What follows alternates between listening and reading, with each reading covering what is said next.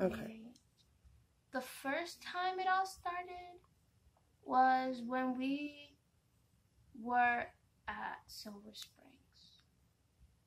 Like, I was in my room. Everything was fine. It was all normal. And then I think it was the next day I decided to take a walk. Like, you know the trail in the back? Mm-hmm. I decided to take a walk. And I just did what I always do, talk to the trees, I just do that anyway. But Excuse me. I kept seeing a black thing. But I just thought it was my imagination. And that was what?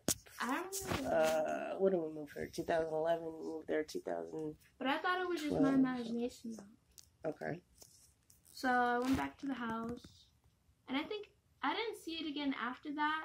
Well, when you say it started at Silver Springs, are you talking about this last time we lived at Silver Springs or the first time? Okay. The last time. And it went away. Like, remember when we moved from Silver Springs for, like, the second time, I think? Mm-hmm. And you took us to that plantation? To go stay at JC's? Yeah, and you took us to that plantation. Like a drive or something. Okay, so you're talking about when we first moved here. Okay, so that was the first time we lived at Silver Springs. Oh, when we went to that plantation. That's when it got worse. Because the house that's on that land, according to what she's showing me, I don't know her exact name, but I call her Emily or Elizabeth Ann, or whichever name she prefers, because she doesn't talk much. There is a family there on that land. And there were slaves in the back, and there was a farm on the side. Mm-hmm. They were, getting back and forth, doing work. And the little girl, she was the daughter of a very rich man, who owned half of that land, is what she's showing me, or what I've seen. He's tall, and he has brownish looking hair, and it's like slick back kind of, like back then. Mm-hmm. And he had a suit on. He would wear like a cowboy hat kind of back then. And he had a wife. I don't know her name, but she was at least 5'2", 5'2". Okay, about as tall as you. Yeah, and she had blonde hair, and she had blue eyes, and she wore one of those dresses from back then. Back when? Like the Civil War type thing. Okay. Like the dresses back then. But they were a wealthy family. They had a daughter and they had a son. The son was about 6, 7-ish. He was about a little shorter than me. And he wore what any other child would wear back in the Civil War era, that with a wealthy family. And the little girl, she had, actually her hair was a brownish sandy color, and it was up in the back and had a ribbon in the back, and she had a white dress on, like a Victorian style dress. You know about how old she was? She looked like she was about 5, 4. She was really short. Okay. And that's the one that you see now? Yeah, she's always here. So she died at that age? Yeah, she died really early. She got really sick. Mm-hmm. But her family never really paid attention to her much, because her mom was either with her father, or her father was with work, or her brother was just, like the nanas would take care of them. The parents didn't really take care of them. Like the house slaves would take care of the kids. And she felt lonely because she didn't really have friends. And her mom didn't really show her love and affection like she should, or her dad. So she was by herself most of the time. So she passed away first because she got really, really sick at the age, I think, 5. She got really sick. I'm not sure what date, but she got really, really sick. Like, her head was hurting really bad. It felt like someone was punching it. That's how it feels. Mm-hmm. Like a rupture in the brain. Like an aneurysm? Yeah, like, kind of like that. That's how it felt. And then she was really hot. And she was really weak. And she was really sweaty. Kind of almost like a flu. Mm-hmm. Kind of feels like yellow fever. That's how it feels. Like the symptoms of yellow fever, nausea, vomiting. That's how it was. I don't know nothing about yellow fever, but that's how it was. And she was in bed, and she got really, really sick, and she passed away after a few minutes. It was really, really fast. It was a fast death. She was sick for about 2-3 weeks. Okay.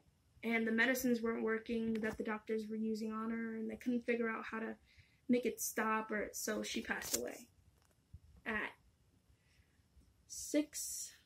You're gonna give me a time? I know the time. She showed me the time. Really? 6. How does she know the time? Mom, I don't know. I don't know. I don't know these things. All I know is it's like bits and pieces. Broken. Okay. It was like at 6. All right. So what happened to her parents? Her parents, they were distraught, but not. They were upset, but not. Because they still had a son. And the son, he was really sad because I was his sister. Mm-hmm. But the parents went on with their daily lives as always. Like nothing happened, nothing. And then they passed away. Do you know how they died? No. It's blurry. It's like a white sheet. I can't see how they passed. So was she still there when she died? When they died? When they passed away, she was still in the house. Like, she was around the house. At first, she didn't understand that she died. Mm-hmm. Like, she told me she didn't understand. She was really scared. Because she tried to call her. She's like, Mama, Mama. She would say, Mama. But her mom wouldn't hear her. And she tried to touch her mom, but she couldn't touch her mom. So that's when that day, I felt really uncomfortable. Like, right now, I feel really uncomfortable. It's really cold in this area. I don't like it. But it was really uncomfortable when I got there. I could feel it's a little chilly. It's cold. Okay. So when I first got there, there's in between the place here and some bridge. It was really in the back in that same area. Whenever we drove through, when you didn't, I know. I know what you're talking They about. were angry behind where the people there store thing is. Were angry. They were sick. They were sad. They were in pain. They were screaming in my ears like it was multiple voices. Like they were talking to me all at the same time, and I couldn't understand what they were saying, and I was scared. And I started crying. And there were screams, and there was the sounds of horses, and the sounds of... It all came all at once. And that's when I wanted to go. And after that day, after the, when we got home, were we still living with JC? Or were we somewhere else? Well, I mean, if you're talking about when we first went there, that was when, we were staying with Brenda. Yeah, Brenda, yeah. And I went to bed that night, and that's when I had that dream about going into the house. It was a regular day back in the Civil War era, and it was about, it looked like mid-evening time, around 8 probably. Looked like that time, daylight savings or so. And okay. I went in the house, and nobody was really paying attention to me. I don't think they could see me. But she was sitting on the floor, and she was really sad looking. So I'm like, where's your parents? So I touched her like this, and she looked up at me like this. Like she'd never been touched like that before. Mm-hmm. Like nobody's ever shown her affection. I'm like, are you okay? And she wouldn't talk to me. Like she never talks to me. Mm-hmm. Like when she tries to talk, it's like, or she'll point places. So I'm like, okay, you're trying to point. Here, I don't know what you want. I don't know what she wants. Mm-hmm. But she can tell me in the ways that I can understand. So, since that day, she's been following me ever since. She's not always with me 24/7. Like, she'll wander off. Like, she'll go to Brenda's house. Because Brenda's house is very active. It is extremely active. Especially that room that we were in. Mm-hmm. That room makes you sick physically. It makes you sick. Excuse me. The thing that is in that room is sick. It drains the energy out of you. It makes you really sad and depressed. It makes you feel worthless. It's sick. And I've seen it. It's sick. It's like a black mass of something that will mock you and mock you and mock you until you can't do this. You'll never do that. You're nothing. That's what it did to me. That's why I was so scared to be in that room. Like, when I went to school there, when you went to work, it was like nighttime and the door slammed and the window shut. It was so loud, it could have waken up Brenda. But I went out into the hallway to see, and nobody was awake. So the door just slammed and the window slammed shut all at the same time, one after the other. And I was too scared to get out of bed because I could feel like it was like right at the edge of the bed. I couldn't see it, but I could feel it. How come you never told me that, though? I mean, I know the door closed because that kind of happened. I didn't pay no mind at first whenever we were staying there. But, because I don't like talking about it. Like, sometimes when I talk about certain things, it happens. Like, well, no, what bothers me is, like, okay, well, your times are a little inconsistent, which, I mean, I guess to a degree I can kind of understand, but you saying it happened at Silver Springs when, you know, because we came here, we were living with Brenda. And then we moved. I'm telling you, the first time we ever went to Silver Springs, bad things happened there when you weren't home. Like, those kids, they did really bad stuff to me. Like, they wrote terrible things about me and you and Tori and Monty and sitting at the table. I don't know those kids anymore. They don't live there anymore. That was a long time ago. When kids that lived there? Yes, before. Real kids? Yes, like real live kids? Live kids that lived there before. They wrote terrible things. Remember there was like a little picnic table at the playground? Back then. There was like a little green picnic table. They wrote and covered that table with bad things about our family.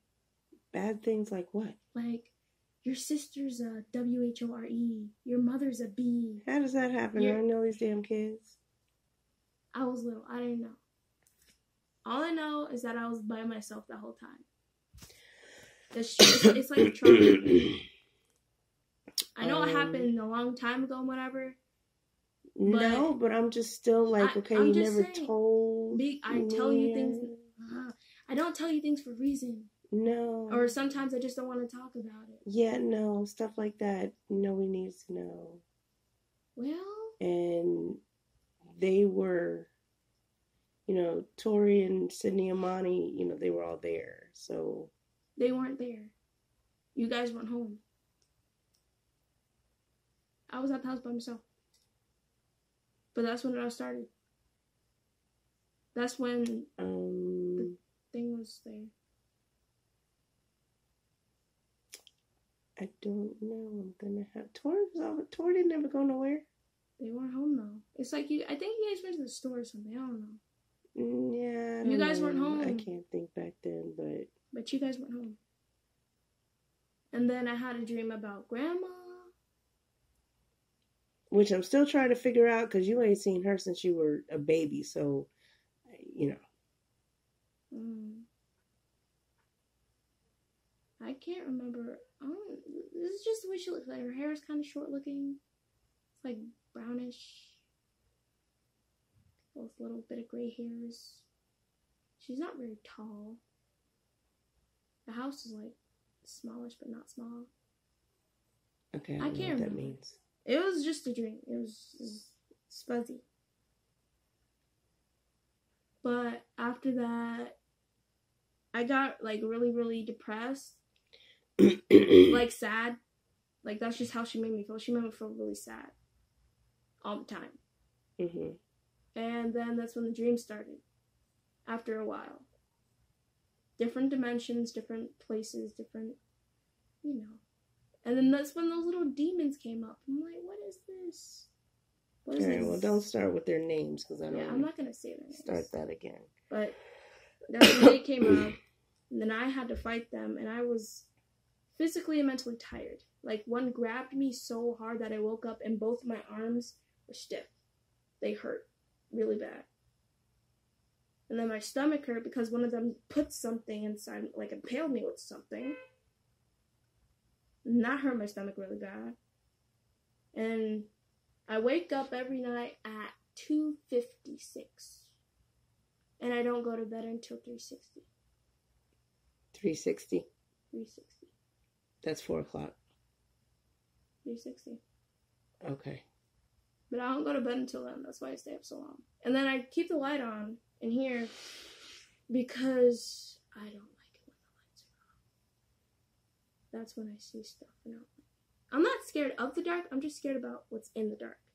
Well, you don't need to be scared about what's in anywhere because nothing's fixing to harm you.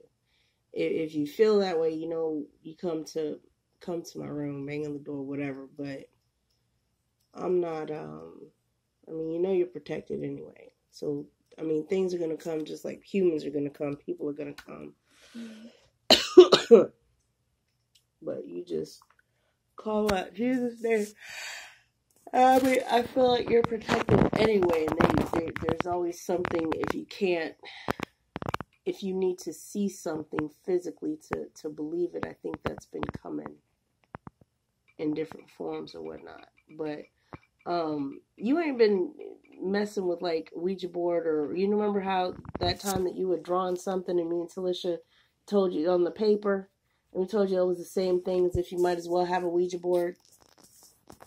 You know, you can write down, you know, symbols or write down something. What was it, like letters or something? It was something you wrote down on a paper or you drew, and you would take a thing and still, you know, it was just another tool to talk to spirits. And so hopefully you're not yeah, no, I remember that. No. But hopefully you're not messing with nothing like that. No. They can talk to me physically now. Like, it's like they're behind me, and they're like right here, like I'll hear certain phrases. I can make out certain phrases. Like, there'll be overlapping voices. Well, you just remember you're in control. I know. But it's just overlapping voices, and it gets really annoying. Because they talk too much. And they talk too loud. I don't understand. I don't know. We're going to figure it out. Oh, I'm sleepy. I mean, I guess do what you gotta do. And you say you haven't heard the owl for a while? The only thing I've been hearing is the coyotes.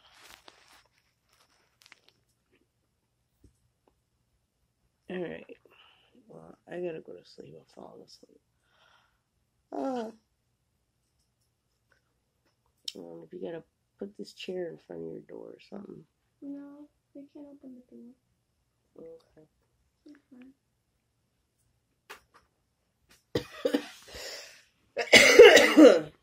Careful with the burn and stuff in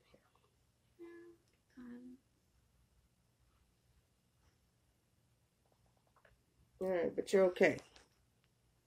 You're good? Alright. Well, if you could ask anything, like, is there any questions you would want to know? Something you don't understand? What? Excuse me. Like, if you could ask the spirit guide and whatnot. What do you mean? I don't know what to ask. I don't know. I know I can't stop these from happening. But I would like to know why they keep coming to me for. Well, I mean, Carly, that's just, they probably could, but, you know, I think everybody's different, and I know I think you were born with something just like Luna, too, but, we all got something, but it's just something, it's always been something different about you anyway, since you were born. I've always said that. So, I don't know, maybe you're just a bit more trustworthy. Maybe you're a bit more pure, but I don't know. Figure out something.